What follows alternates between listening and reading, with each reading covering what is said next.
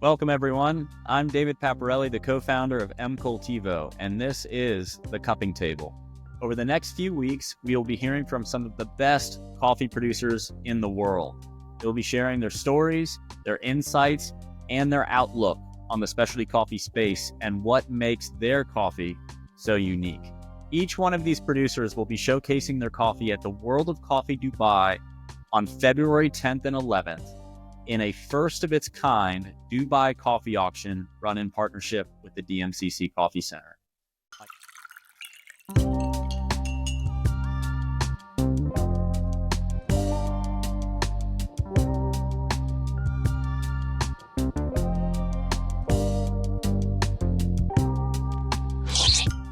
My guest today is Jorge Castro.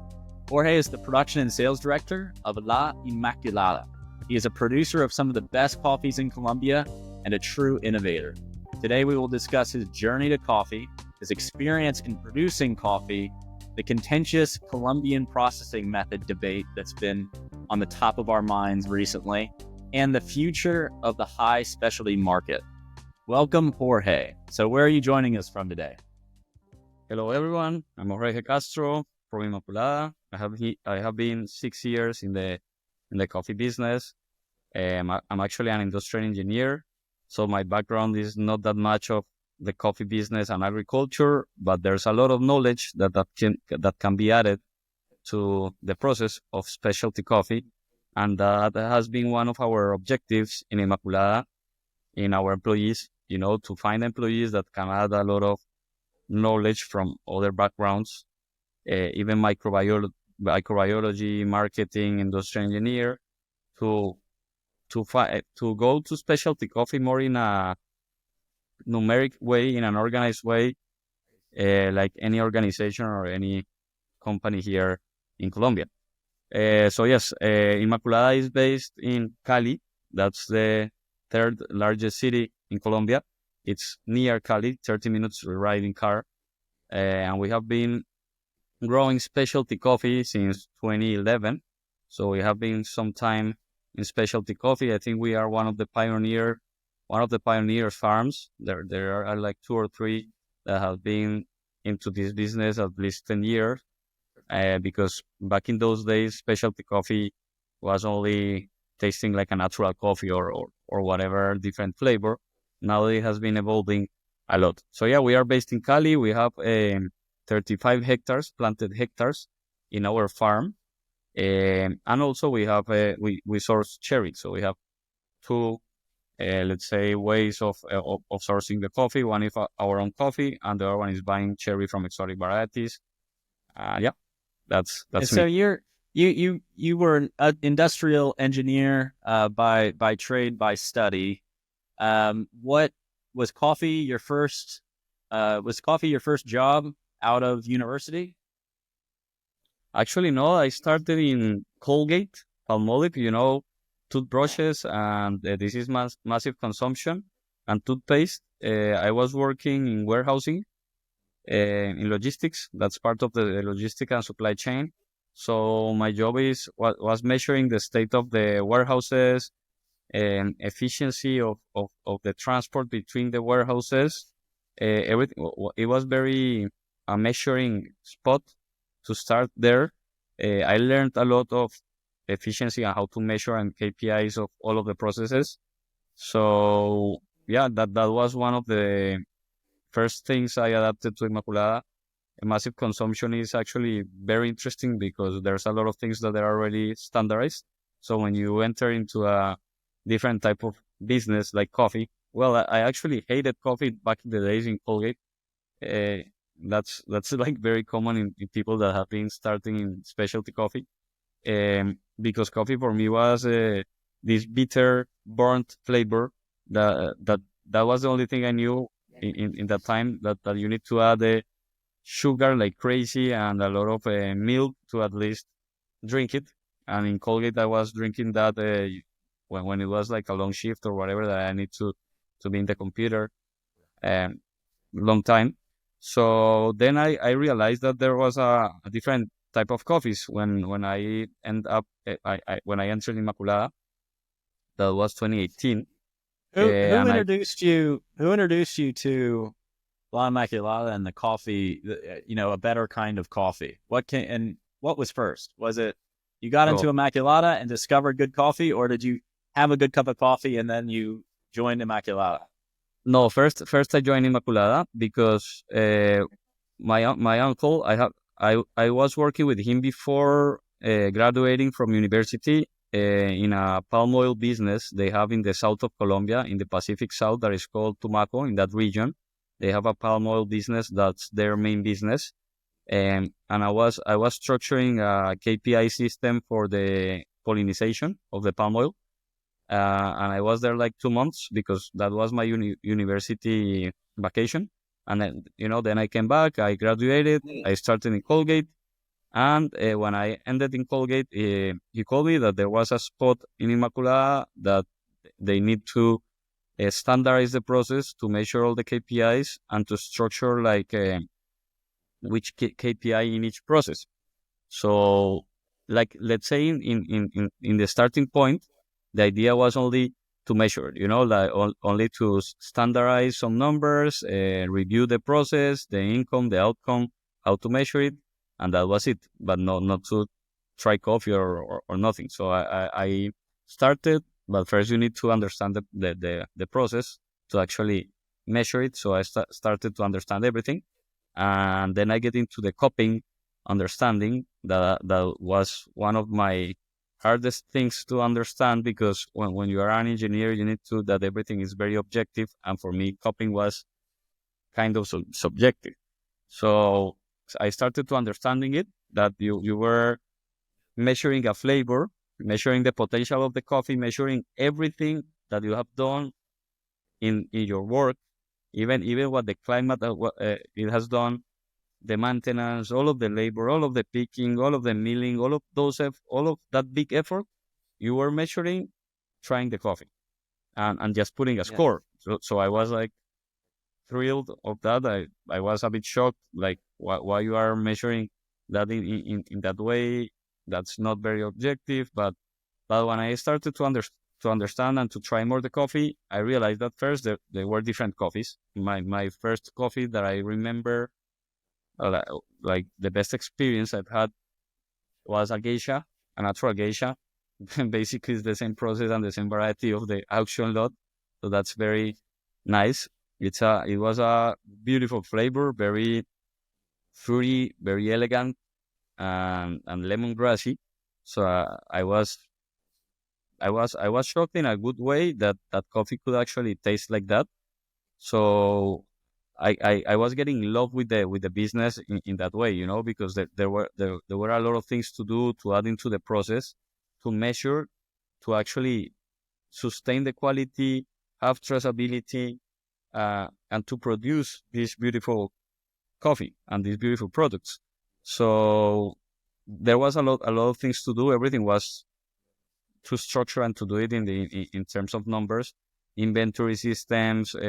We even developed a mobile app that was one of my first jobs. That was very important to gather data from the field and from all of the parts. Mobile, because people in the field, they don't know how to use computer, but they know how to use phone because they are WhatsApping. The family or the friends, everyone knows how to WhatsApp, so it's easy, and it was actually very nice, and we have gather a lot of information of a lot of things in the mobile apps. So yeah, I actually get in love with the process. For me, Inmaculada was going to be, let's say, only like a step of work between one work to another one. Maybe I was looking for maybe again into massive consumption, the scaling and being a director or a manager or a supervisor. But then I realized that here is everything to be done, and we have done a lot of things. We structure also a whole team, uh, a lot of backbones of the organization in different type of processes, in agronomical process, all of the field, then in the post harvest, all of the warehousing, production, milling, then quality control, marketing, and logistics. So we have been growing. Even and when we started the cherry sourcing program, that was also another beautiful project to grow, because that was like, if you have your own farm and your production is limited, that's not only the limit in Colombia to to process coffee or to do things. Colombia produce coffee all through the year, so you can bring coffee from the north or from the south. We are basically more located towards the south, let's say like mid south. It's our department, so it's logistically wise, it's very well located. So we have grown a lot the business, and yeah, that's But yeah, basically a bit of my background. and so you've mentioned a few times kind of processes, key performance indicators, right? KPIs. And there's so much of coffee, as you said, on the cupping table that is subjective, and people tend to kind of romanticize coffee, the narrative of coffee, right? Because it's this sort of beautiful experience when it's in the cup, and then people want to carry that all the way back to the plant. Um, Talking about kind of a little bit about your approach to coffee as an engineer versus an artist, right? Or is it both? Tell us a little about your approach. Yeah, that's that's a very interesting question, because usually people romanticize a lot this business. That's true. So let's say, I was adding this point in the team, or this way of reviewing things, that everything has to be supported by numbers, by processes. If you say that the copy is better, you have to review it, but why better? It's the average ponderate of how many years, or what lot, why, what is the density, when did you collect the coffee. So I was adding a lot of whys, numerically, in a numeric way. Why this, why that? So we could actually understand why a lot of good things that we were having results. We were having most of the times very good results, but sometimes we not that good results. But you need to understand the why good, why bad. So I was adding that part of the business that is not romantic, let's put it that way, very very numeric, very objective. Um, but I actually enjoy a lot drinking coffee and roasting coffee, and the I will say that in a numeric way you can also enjoy the flavors, and being like a bit of an artist in the, for me it's in the roasting profile. But yeah, I was actually, I remember when I went to my first event, international coffee event, that I saw that most of the customers and or people that were hyped by the specialty coffee, they were super romanticizing things, and they were in the trendy train, let's say that in that way, like so it's a trend that these coffees are tasting like this. Wow, how we can gather this type of coffee, how we can do it, how we can change the flavor or whatever. And they were asking like, could you change the variety, which new varieties you have? And I was like, no, man, that's not like putting a flavor on a soda. You need to plan. There's like 2 years or 3 years. So Yeah. that I realized that the market and the consumer base, reality and mindset, they have a huge difference with the producer, because they actually don't know where coffee comes from, and all of these processes. When people visit Inmaculada, they understand that they understand. They say, now I understand all of the things that coffee has in the back. If you, like, in basis, if you understand that green bean, it's only around 11 to 12% of the whole cherry weight, where all of those other weights goes to, and that's only a basic thing to understand, and people don't know it. They only have the green and the flavor, and let's roast, and let's package, and beautiful, and competition, and this and that, and it's fine. But you need to close the bracket, and that is a good way of closing the bracket, to showcasing in a structured, objective way how coffee works, and understanding where those flavor comes from, that is more, into the genetic, weather conditions, soil conditions, all of these type of factors that they can shift, but the flavor comes from that way, that part, and what we are doing is just doing the best that we can in our process, in what we can in a human way, of processing, of showcasing the best, having the best out of the coffee, but the flavor is there. Is not that you are creating something. Yeah. Yeah, and you mentioned that the conversation with buyers, and you guys are, unfortunately, I think in some ways still unique in the industry in that you're producers that are out and around buyers often, right? You have buyers visiting your farm. You go to trade shows and you meet buyers. You have people taste coffees with you, so you get that direct feedback. Um, I would imagine that direct feedback is helpful and useful, but I also imagine that you'd be having a lot of the same conversations over and over again with buyers, explaining the challenges of this 2 to 3 year process of producing a different coffee, right? What is that conversation like with buyers every year? And is it improving or is it continuing the same way?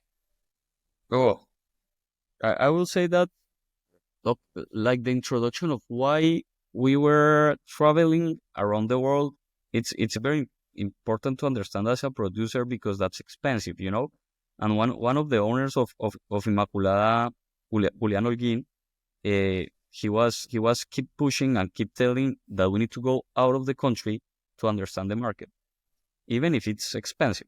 And that was a very good and intelligent approach, because that's the only way of understanding how the mindset of a buyer, of a roaster, or I will say the most important is of a roaster, but because at the end of the green buyer will just shift towards what the roaster wants. And to understand what the roaster wants, that is our main customer, roasters and competitors.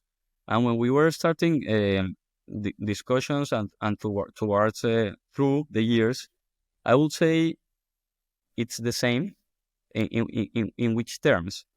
There's a percentage of customers that actually visit, that actually want to understand what happens in the field, in the plant, with the team members of the producing countries, and go there.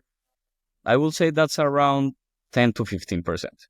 That people that actually go there, want to be there, visit, understand the why of things, and the other percentage is just shifting towards what the market needs and what the market wants as a consumer, as a coffee drinkers. Let's put it that way: a consumer of a coffee bar, or a brew bar, or also barista shots. And those conversations with that type of customers will be more towards what is the flavors of your coffees, how can those flavors adapt to my business, but the summary will be flavors. Even if it's for example, when the co-fermented boom started, and you were asking why to the roasters why you are buying those coffees, they all of them, they told you it's because my market want that coffee. People want that coffee. People like that coffee. Yeah. So that's the usual conversation you are having, and for us, a lot of competition conversation. Like what you are doing new, you should have a different type of flavor of the Sudan Rome or El Genoides, but I will say the common denominator on all of those conversations is flavor. And let's say there's a small percentage of customers that actually ask you how it has been the weather in this year on your farm, how it has been the production, how is the team, which machinery you have, which things you are adapting. I have seen some videos that you bought an electronic sorter or this and that, but that's very, very small. I will say it's more towards the trend and the flavor. And I actually understand at the end what you are selling is flavor. And there's a lot of roasters and consumers that they they don't mind to understand where the flavor comes from, because at the end they are doing business and they don't need to understand. But there are some customers that they want to understand, and they are, let's put it in a way, they are more responsible in an ethical way to be holistic in the business. I will say it's more towards the Asian market in general terms, but in each country there are a lot of roasters that they want to understand those things, and in that way they will pay a more expensive coffee, because they understand that the cost of producing those type of coffees, it's higher. But and let's say, looking for those type of customers, it's also hard. When you're doing market research in specialty coffee, it's not like, searching, okay, let's search in the US or in London the roasters. You have to, it's not that easy. You have to go in the webpage, see what they are showcasing. If they showcase the producer, the variety, this and that, okay, it's fine. But if, for example, they only selling Colombia Supremo, you just avoid it. So it's like similar in that way. What you are looking for as Inmaculada, when you go to an international event, you talk to someone, and you understand the business, what they want to showcase, and if that business with that will be first, if there's a possibility to do business. Second, if the business will be sustainable, or they only want to have a hype coffee or a competition coffee, or just that. And we have this exotic species called Eugenoides as an example. Eugenoides, Diego Campos won the World Barista Championship in Milan 2021 with this species. So after 2021, all of the people, they were only asking for the Eugenoides, and the production is super low. It's expensive coffee, and they look at you, and they were only, oh, I want 3 kilos of Eugenoides, I want to compete. So it was kind of a headache to a producer, that people only ask for the best of the best and the hype that they have seen, even if and they have not even tried. It's kind of crazy, but it's like that, and we and we came up with these kind of rules, internal rules, that we were only selling the best coffees to the best customers that support the project, and in How do that way we you, can. because coffee production is different than other types of businesses, right? Where you can get feedback from another kind of business. For instance, M-Cultivo, a lot of our business is technology, right? We receive feedback from customers. We can iterate constantly, and we can launch a new version of a platform or something, or an app, whatever. That can be done relatively quickly in comparison. You're talking about months, not years, right? Or days, not months, depending on how complicated people want those features. But it's this power of a startup of iterating constantly to find the right market, the right product, the right service, and then, you can exist in the environment. As a coffee producer, it's not that way, right? And so how do you respond to roasters that want Eugenoides or anything, and you have to ramp up production? What can you tell people? And then I guess the second part to that question is, how reactive are you to the market versus how much do you just stay in your current process, in your current production, and just say the market will come to us because they'll like what we do, right? Yeah, I will say that the most important part there, as Inmaculada team, is to sustain your soul. The soul of the business, or what is behind of the business. What you want to showcase. And why you are doing this. What is the thing that you want to showcase? And all of the team, they need to understand that. They need to understand what we want to showcase to the market, how we want to do things. And in that way, yes, we can react and evolve into market, but never change your soul, because at the end you have been having really good results in the market, with this kind of product, but not changing the product like it was a trend. Because if you are in the trend train, let's put it that way, you need to shift a lot of things in the product I would say each year, for example, even less sometimes. And in that way, you are not being original. You are not being strict to your soul and what you want to showcase. You can, and we are very, let's say, strong oriented in that way, that you can try a coffee and it's Immaculada signature, because it's showcasing the best of the varietal. It's a clean flavor, smooth. It's like it's Immaculada because you know what you are getting in that way. And we have some customers that they like that. So as the soul and what we want to showcase, we are very strict. And but that it doesn't mean that we are not changing anything. What we are changing, actually, what we are changing is what is all of the backbones of the organization. They need to be better and to create and to do, let's say, propose a more efficient way of doing things. For example, adding a marketing team was very important to this specialty market, because you need to showcase and you need to educate the market in a way that you are educated what we do in the farm, because usually people, they don't understand that part. Usually consumers are way more educated in the consumption, in the roasting, in the cupping, let's say in all of the furthermore parts of the process. But all of what is planting, picking, maintenance, in the processing facility, things that they don't have in those in those countries that they consume the coffee.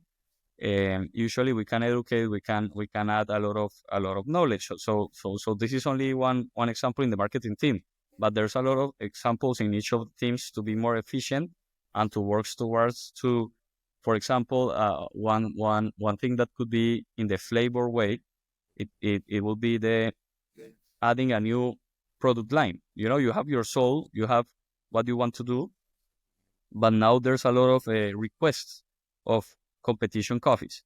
So if we want to showcase competition coffees, you never get out of your soul box, but you need to showcase different things of the coffee, and you can do it. So you can do different ways of drying, different ways of fermentation, fermenting, different temperatures, different lengths. But this is without getting out of showcasing the best of the variety, and always showcasing it without adding any other external components to the coffees. So that's the things that we have been doing, and how we can shift with what the market wants. But it's more to be more efficient, or changing small steps, more than changing itself the product and what we want to showcase. Yeah, and let's dig into you brought about marketing and brand. Brought that up. You brought up your marketing team, and sort of, which I love, that the educational approach to marketing versus just saying, oh, we're going to put Immaculada's brand everywhere, we're going to sponsor things, it's just going to be, the Coca-Cola of coffee or something. I don't know what it would be, but taking a more educational approach, a more patient approach, maybe, to bring the industry alongside you all as you try new things, is the world of, kind of these events like the World of Coffee, where you compete in the World Barista Championship, you compete in the World Brewers Cup, so people are using your coffees for those. You participate in auctions in the past, competitions in the past with your coffees, right? How important is that sort of forced innovation, let's call it, or R&D, research and development? How important is that to Immaculada as a portion of that, marketing and branding strategy, versus just educating, just kind of taking a more educational approach and leaving all that to the side? How do you blend those two, and how important is it? Yeah, I think those are like two branches that affect into your marketing, and that's important to understand that the competitions are a way for us to push our limits in what people want to showcase, but without getting away from our soul and what we do. So it's the way that pushes you. For example, that Sudan Rume won in the 2015 World Barista Championships as a Cestic used it. So for us, for example, thinking about but Sudan Rume, they are not using that variety nowadays. So you have to push yourself. Okay, let's try to get a coffee as Sudan Rume again in the scenario of competition. So that's a way of pushing your process, but in a marketing way. That's also a way of that that the marketing is there in a indirect way.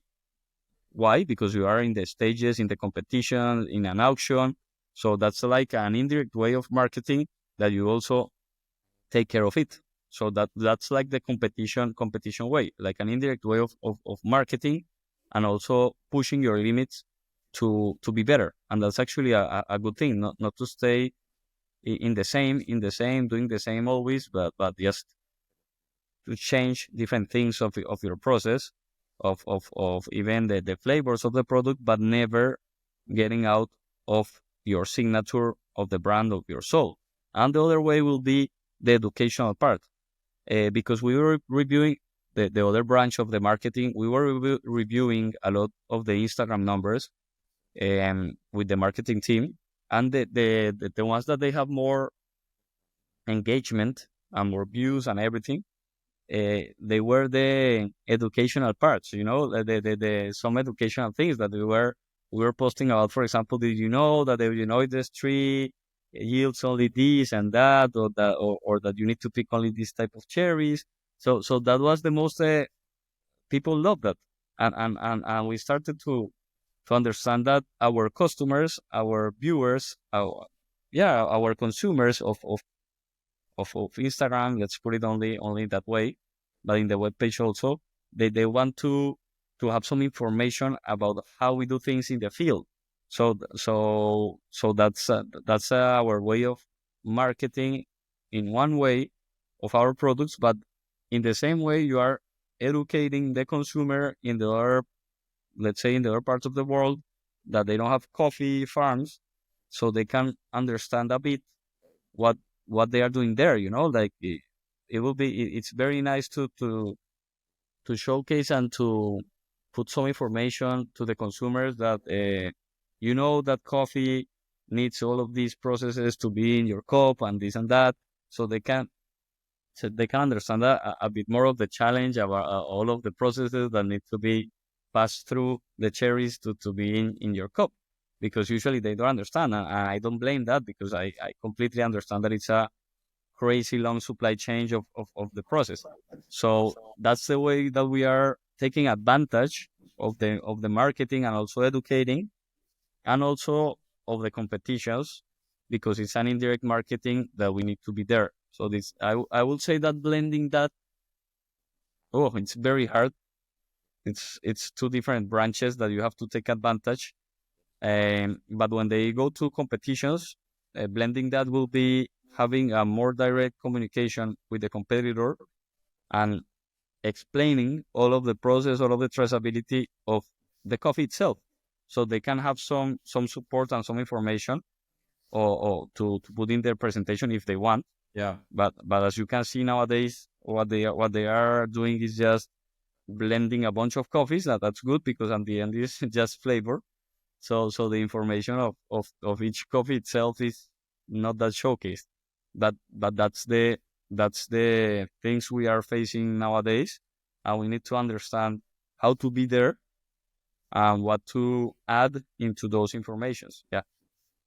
Yeah, I mean, and most people don't. I wouldn't think most people would think about that when they're purchasing a coffee, right? But you purchase coffee from La Inmaculada, and you're really, especially as a barista competitor, right? You're really purchasing a partner and an educator, right? You're purchasing a master's in Colombian coffee, is what it sounds like. Yeah, and you have to. I mean, in your processes, you have to sustain that. That's why you have to be responsible. All of the Inmaculada team members, when I come back from a, let's say, a sales visit or tour in a world of coffee, I always try to communicate to them that they have to understand that we have one of the best coffees in the world. And the consumption of coffee in the world and the production of coffee, it's tremendous. Is the second after water, uh, let's say liquid thing that they consume more. So the team can understand the responsibility we have behind it, and the effort we need to put, and the type of mindset we need to have in our company. We need to have a type of mindset that you are not only doing the basic stuff. You need just to to check in your position, but you need also to learn, to read, to be educated, to know how to brew a coffee, to know how to understand if you move something in the drying or in the fermentation, how it reflects in the cup, even in the field. That it's very important if you are picking more overripes or more green or whatever, how it reflects in the cup, and and in that way we have a lot of responsibility of having an holistic team, that actually all of the directors, they understand how whatever they do, it impacts in the flavor. And we are doing weekly meetings and being more educational in that way with all of our team members too, even the pickers. And you've been, yeah, I would be curious because you guys take such an analytical approach, an engineer's approach to producing coffee. Um, what, there's hundreds of variables, maybe thousands of variables that go into a flavor profile that becomes a cup of coffee, right? If you had to pick sort of the top five, hey, if we're going to modify something in coffee, these are the things that we would modify in order to impact flavor. What do you think are the most important elements of a cup of coffee that your team can contribute to before it gets roasted and turned brown and brewed? Well, that's very a very interesting question, a very challenging question. I will say 3 of the 5 KPIs will be from the field. So if you want to have a good cup, you need to have high altitude, because and high altitude is reflected in the density of the coffee.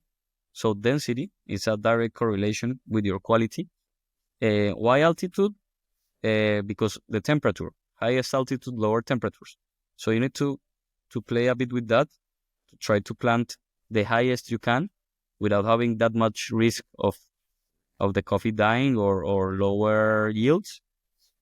And the other one, I will say it's temperature. Even that the altitude has to be with temperature, I will say it's temperature itself, because people have to understand that temperature is also, for example, not only in the night that the temperature has to be low, but in the day it should be not that high, because higher temperature, it's less density, and the coffee will, let's say, moderate, or get into the later phases of ripeness quickly, and you need that process to be slow.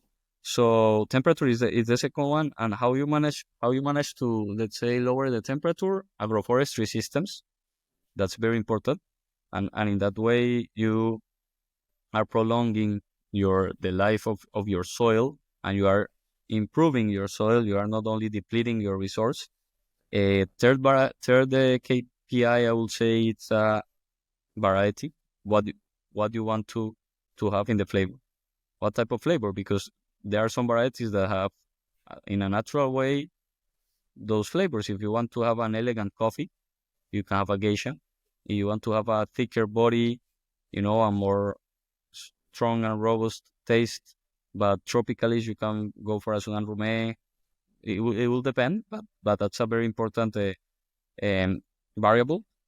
Then you will have the process varieties, KPIs, that I will say that one is the drying, very important. Drying for me is like roasting, but only physical changes, not chemical changes. So if you understand that drying in a very soft and lower temperature way, it will get, those flavors will stay there. So that's another thing that you need to follow. And the last, I will say, is the last, is just fermentation. What what you want to do, what you want to achieve. Because if you want to achieve a lower body and more clean flavors, you can have a washed or a honey. And then if you want more body and more sweetness and more fruity, you can have a natural, and then you can play with that, you know. But that for me is the last one. And then you can play with the length of the fermentation, with the temperature of the fermentation, and the same process, honey washed or natural, and how you want to shift it.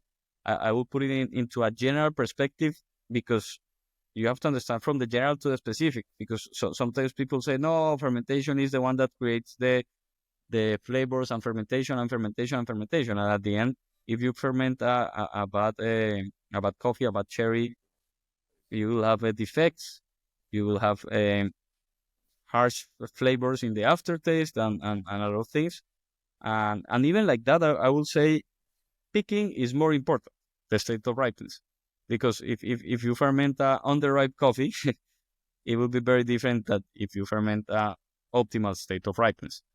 But yeah, I think those are some KPIs that and they are, let's put it in a way, basic, but not that basic, because you have to follow and you have to measure it. And sometimes people say that, but that's very basic. But you go to the farms and you go and check, and I mean, they say that it's basic, but they are picking bad, and they are fermenting bad, and they are drying bad the coffee. So first you have to do the basic stuff, and then you can go more in detail. Yeah. I mean, maybe simple concepts, but enormously complicated to execute, right? Exactly. I've heard it before, especially around the picking, but in other businesses where business is easy if people weren't involved, right? It's that sort of idea that you have a team to manage. You have these fundamental variables being altitude, temperature, soil, variety, and then fermentation, and then drying, right? But then each one of those variables requires a mastery of it, right? And there is no perfection. It's just constant imperfection and just adapting to it, which I know you guys have done. On the subject of innovating within one of those 5 variables, you are a Colombian producer, and this is happening all over the world. But I would be curious on sort of your philosophy behind co-fermentation. And if you could, just for everybody who's unaware, if you could define what co-fermentation is, and then maybe why it's so controversial, and what La Immaculada's approach is to it. Yeah, I will say that they put co-fermentation, that word, because it's like a kind of, and that's Immaculada's position. And it's like a game of words, but at the end is the same, that they are co-fermenting or infusing, or it's just adding a foreign flavor, a different flavor, in a biological way or microbiological way. Let's say a component that is not synthesized, or a synthesized product that you are adding that type of flavor. But at the end, you are adding. If you add, let's say, into the fermentation some fruits, you are adding something.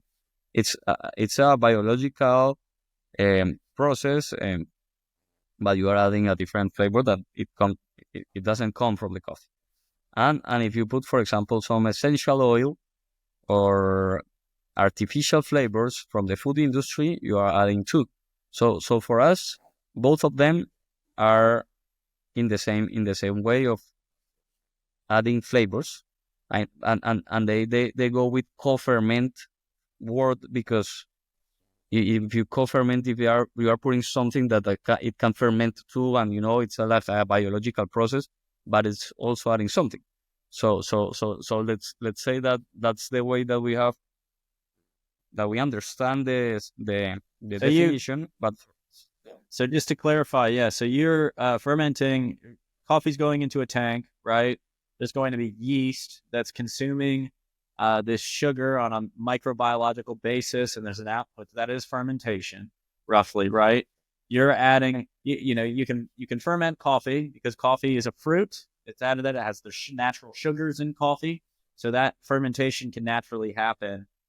This is adding pineapple in or adding some other ingredient into that fermentation tank that gets consumed by the yeast alongside the coffee and then imparts flavors into the coffee. That is what you would say is co-fermentation. Yes, exactly. It's a branch of flavored coffee, because Yeah. you can flavor coffee in many ways. Put some flavor in the coffee. So co-ferment, as we understand, is just a branch of flavoring the coffee, and the branch of putting some yeast or some external thing that can actually contribute to the fermentation. Okay. It can be some sugar even, or some type of sugars that they put to the fermentation, or even cascara or something that can promote the fermentation and add some flavors at the end. That's co-fermentation. But it's just a branch of what it is, the flavored So coffee. even if people are, and this is, I'm very curious in La Immaculada's position, but even if producers are taking yeast strains from other areas, maybe that could be from a lab, that could be from something else, and then adding those yeast strains into the fermentation tank, you would call that, and with nothing else, just that would be co-fermentation as well, because you're introducing new ingredients into that natural fermentation process. Yeah, for us, it's that way, because you have to be clear to your market. I mean, it's not a bad thing. It's just you need to be honest and clear. And some people think that's that we are in a position that's super bad and people should not do that. No, it's just to be honest on what you are doing. For example, if you are not sending a washed coffee and telling the customer that it's a natural. A washed is a wash, a natural is a natural. Let's put it in that easy way. So if you are adding something, let's say even taking the strains from a mosto, or the liquid that comes out of the fermentation of your own varieties that you are putting to another variety, you can be clear about that. You are crossing the most of this coffee into the other, and explaining that that's the way you are achieving the flavor through the fermentation, and you are co-fermenting your coffee with another thing. So why? I've got a few questions around this, so be patient with me. But why is this so controversial? Why are there so many heated debates around co-fermentation? And should there be? I mean, does it really matter? Right? Yeah, I think the debate is not about the definition. It's about the honesty of the people. Because there's a huge space of education, so you can say whatever thing is co-fermented, even if it's if you are adding a synthesized or food industry flavor. People are saying that it's co-fermented, or even that it's a natural flavor. So at the end, the controversy is that that people in Colombia is trying to say that this is the way that coffee is expressing the flavor. So they are, let's say that they are killing the mindset of people, and even the consumers, or more than killing, is confusing. So it creates a confusion in the mindsets of people, because they say, "Oh, I tried a natural and it should taste like this," but it's an infused coffee. So at the end, it's a trust and ethical problem that there is no way to prove it. So it's more like that, because if you go to the events, and you see mostly Colombian coffees are the ones that are co-fermented, infused, and everything. And you go and you ask, and they will say, no, that's a double wash, triple wash, whatever. I mean, man, I'm a producer. Don't tell me that I can do that all of the days, and I know that that's not the flavor of the coffee. So people are trying to get advantage into the bracket that there's no knowledge and there's no how to to understand that is this or is that in a proven method, or where you grew, or a numerical objective way. And I think from sort of the market perspective, so yeah, like as you said, you're a producer, you deal with the details of this on a daily basis. You know the differences between processes, between yeast, between, any additives, right? The things that people can do to manipulate flavor profiles and why that might be important and why that might be different than coffee, just a natural coffee or a washed coffee coming from a variety that La Immaculada would do. Most people wouldn't know. A lot of that comes with experience, right? And most people would not know that. And so as you look at the specialty coffee market and these classifications start to develop, how do you simply educate people on these classifications, right? Because you're reacting to what the market wants. You said that before. The market wants these types of things, these types of flavor profiles. We're trying to educate the market, bring them up to speed. And then you have producers that are using co-fermentation and trying to kind of manipulate flavor profiles in a way that might not have integrity. How do you see specialty coffee adapting to that in the future? Or what would you like to see in order to make this a less arduous educational experience for people that just want to buy great coffee, right? Yeah, the problem is that the customer is only looking for flavor. So at the end, if they are achieving that flavor in any way, some customers will not even care. So that's the problem. They will not even ask. As long as the process is more holistic in a way, let's say even the cupping score and the how to SCA evaluates the coffee in a sensory way. If they start to add things that is, for example, physical quality of the bean, things that will add a bit more complex numbers that you can understand that it's a whole bean, that this is the variety, it's not a Castillo, for example, and it can be more responsible and holistic, it can help. But at the end, the problem will still be there, but it's more like to educate and the education go more stronger towards the consumer and towards the roaster than here the producers. So at the end, if they are educating more and even if they try and they understand when it's a artificial flavor or whatever, that it will get better. It will be a contribution to it. I would say it will be a process. It's not easy because first people, they have to understand, and in the process that they are understanding and the knowledge is getting there. There will be some time, but what we have seen in the market, the sad thing is that you cannot see those numbers in that way, because in Colombia you only see kilograms and bags of coffee, and those are the numbers, not even the score, the variety, nothing. Yeah, just kilograms. You can do just let's say an estimation or whatever, because you know the exporters and this and that, but it's not very accurate. But what we have been seeing is that when people co-ferment or also infuse coffee, at the end it's just a recipe. It's just like doing let's put it like you were talking about Coca-Cola or something like that. So at the end is getting into the massive consumption. So if you have something that you are achieving the same flavor, what you need to do is to have a extremely efficient process, because the sales price will be lower, because there will be a lot of people selling the same thing. So nowadays what we have seen is that there are a lot of players putting that coffee into the market, because you know that there was a better price for the farmers, and that's what people say that is the benefit.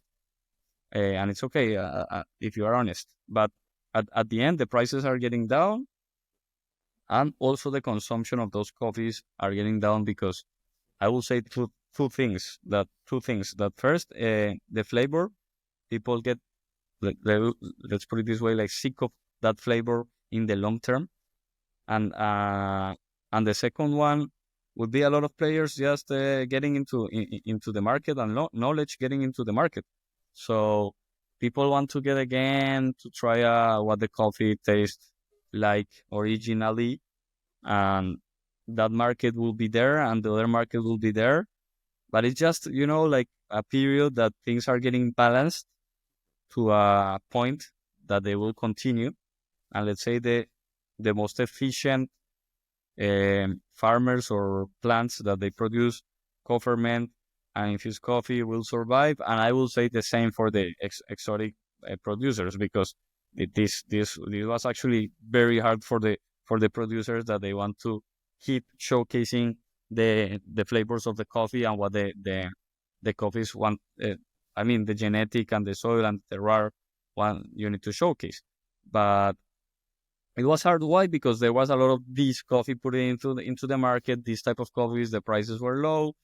So at the end, the ones that they are standing there to that type of market instability, I will say, they will shine in the long term, and also they will learn a lot of things, because they were struggling to showcase the best of the best coffees, because they were only buying a bit of our coffees, because the most volume coffees, they were co-ferment or infused coffees.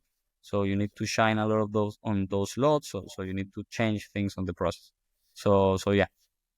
Well, I think, yeah, I mean, what you said there, I think, is important. And I tend to agree with you at some level, where it does seem to be a pendulum, right? That's swinging. And on one side, you have the pendulum swings, and it's kind of, historically conservative varietals known in that country, conservative processing method, traditional, let's call that, right? And then it swings the other way, and it's highly innovative, new varieties, new processing methods like co-fermentation or infusion, these types of things.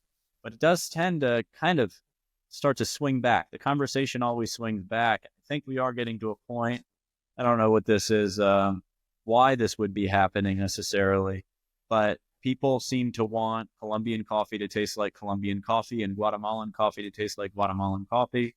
You can have a geisha variety, but the characteristics of that country, that terroir, that microclimate, that altitude, those kinds of things, they want it to be that. They want to drink something that they kind of know what they're getting, and they don't have to think too hard about it, Mm-hmm. right? Whereas you drink something that's co-fermented. I had somebody describe it to me yesterday. They had a co-fermented coffee from Colombia, and the first sip made them giggle. It evoked a reaction that way, which is a special moment. But then you ask, could you drink a whole cup of that? And I'm like, yeah, probably not. You probably wouldn't want a whole cup when you're not talking about that much coffee, right? You're talking about 6 ounces of coffee, maybe. So I think it's an important conversation, but I do think in some ways it's just really distracting, right? It's a distraction from the broader coffee market and the industry and what people are actually buying. And that's really important. The market forces around this. Like you said, there's no data around it. So you can't give advice of someone to do co-fermentation. You can't give advice on people what to do in these more innovative areas, because there's not that much data on it, right? So I think that's a good approach. I do want to hit on quickly on the backs of that processing. You have this 926 geisha signature lot in our auction. I know that that's been a series for you, and that's been almost kind of become its own brand, right? It's called sub-brand of Immaculada. Can you tell us a little bit about 926 geisha signature? Yes, that was basically a main peak of our harvest lot. 926 is in the signature product line. That means that is the best shining geisha. It gets into that bracket. Then why this coffee is shining that much? First, the best coffee usually comes from the main harvest, because it's more dense. Let's say the state of ripeness has been very optimal in that way. And also the 926 coffee, geisha coffee, comes from our top farm, that is Las Nubes in Inmaculada. We have 5 farms that add up into 35 hectares. And that farms goes from 1,850 to 2,000 meters. So that's like the highest farm that you have lower night temperatures. And also it has a very, really interesting condition. because we are in the West Mountain Range of Colombia, and the West Mountain Range is the one that is facing the Pacific Ocean. So those coffees that are into that high altitude and facing to the Pacific Ocean, they are getting all of this mist, all of these cold weathers and humidity from the Pacific that actually slow the ripeness process. More density and more flavors are into the cherries, and it's actually a very beautiful place. I have seen some places like similar in Panama, where the mist comes and the difference in temperature, and this is actually what creates those beautiful flavors. I'm talking about the process itself. It's a classic natural. Why we do a lot of classic naturals in our geishas? Geisha usually it has to be elegant, sweet, lemongrassy, citric, and flowery. That's like what you expect from a geisha, and usually you can get that from a washed geisha. But we have done when we did a lot of tests at Inmaculada, the natural coffees, they were having that plus a lot of sweetness and yellow fruits that this coffee shines a lot. So you have those type of flavors plus mango and pineapple that that are these tropical fruits and sweetness into the cup, because also to showcase what we can do in Colombia, because it will be the question of well, I can buy a Panama geisha too, but we have this signature of our coffees too, that is this pineapple-y, raw sugar, and mango flavors in the geishas, because those are flavors that come from the natural process that we do on our coffees. And also it's a coffee that is I will say it's dried almost perfectly, because you want to hit 10.5 humidity. That was actually the humidity, and the drying was slow, but not more than 30 days. In bed it was 26 days. So it was actually a very, let's say, a coffee that matched everything that you need for quality, and the taste was pretty good. When we copied, it was a 90 score. So we keep those coffees and we store it, because they need some months to rest, at least 2, so the water activity can be balanced and the moisture can be balanced, so you can roast it in a better way. And that coffee actually shined a lot. So let's hope that people enjoy it and bid for that coffee. Yeah, well, I can tell you, I've had the pleasure now cupping the coffee 3 times over the last 2 weeks. I've enjoyed it every time. We've been dialing in roast profiles, so it has changed slightly, which that's been exciting too, to see how versatile the coffee can be. But yeah, I mean, our goal is to just represent it for what the intention was coming from the farm forward, and that lemongrass, that brown sugar, those red fruits, those blackberries, those tropical fruits, they all do come out and evolve as it cools. So that's been a really, really neat experience. So I appreciate you sharing that with us, and I appreciate you guys taking the opportunity to partner with us on this auction. This coffee will be on offer February 10th and 11th in Dubai. Please, anybody listening, please register at dubaicoffeeauction.mcultivo.com. And Jorge, thank you so much. Thank you for your contributions to the specialty coffee industry. I think we need, based on this conversation, I think we need more engineers in the specialty coffee space. It seems like we need more engineers, more data, more meticulous process to achieve these kinds of coffees like the 926 Geisha signature. Oh, thank you very much, David, and thank you very much to the M-Cultivo team. We are building this relationship step by step, and we know the team from, I would say, more like a year now. You are doing a great job, and I will be there. We will be there in Dubai accompanying the auction. So everyone that is listening, we will be there with the coffee, explaining what the coffee is, what the coffee tastes like, and anything you want to ask at that point in time, we will be answering. Excellent. Well, we will see you in Dubai, Jorge, and I look forward to finally meeting you in person. So much of this is done virtual, Well, we will get to shake hands and enjoy a cup of coffee. So really looking forward to that. Thank you for your time today, and we will see you soon. Okay, thank you, David.